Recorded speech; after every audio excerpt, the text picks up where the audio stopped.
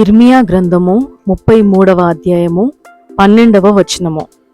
సైన్యములకు అధిపతియగు యెహోవా ఈలాగు సెలవిచ్చుచున్నాడు, మనుషులైనను జంతువులైనను లేక పాడైయున్న ఈ స్థలములలోనూ దాని పట్టణములన్నిటిలోనూ గొర్రెల మందలను మేపుచు పరుండబెట్టు కాపరులుందురు. Jeremiah chapter 33 verses 12. Thus saith the Lord of hosts, again in this place, which is desolate without man and without beast, and in all the cities thereof shall be an habitation of shepherds, causing their flocks to lay down. చదవబడిన ఈ వాక్యాన్ని అనుసరించి ఈరోజు దైవిక స్ఫూర్తిని ధ్యానించుకుందాము. Sometimes our situations look bleak and our work seems pointless. కొన్నిసార్లు మన పరిస్థితులు నీరసించేలాగా కనిపిస్తాయి మరియు మన పని అర్థం లేనిదిగా అనిపిస్తూ ఉంటుంది.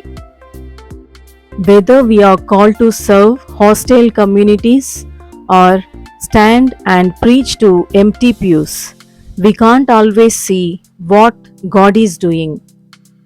మనం శత్రువర్గాలకు సేవ చేయడానికి పిలువబడినా లేదా ఖాళీ పీఠాల వద్ద నిలవబడి బోధించాల్సి వచ్చినా దేవుడు మన ద్వారా ఏమి చేయనయ్యున్నాడో మనం ఎల్లప్పుడూ గ్రహించలేకపోవచ్చు.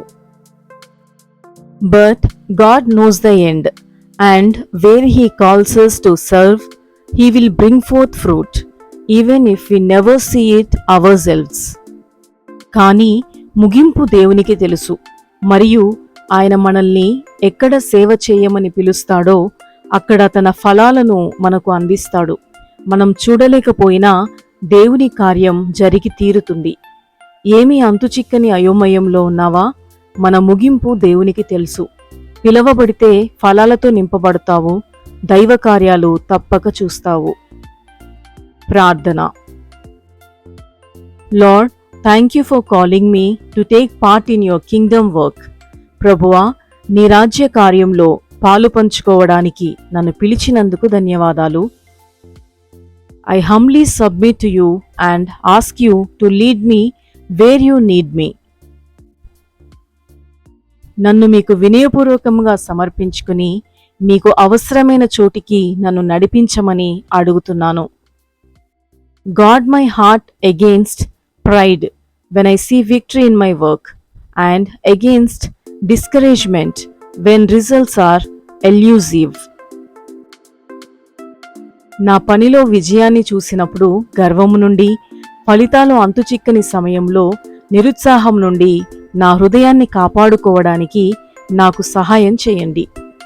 I am trusting you to bring forth fruit in its time and to your glory. తగిన సమయంలో నాకు ఫలమును, నీ నామమునకు మహిమను మీరు కలుగజేస్తారని నమ్మి నిన్ను విశ్వసిస్తున్నాను.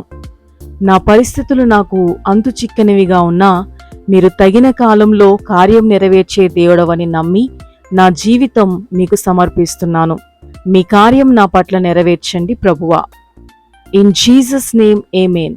యేసు నామములో ప్రార్థిస్తున్నాను తండ్రి. ఆమేన్. Praise the lord everyone. Please do like, share and subscribe to our channel. May God bless you all. Amen.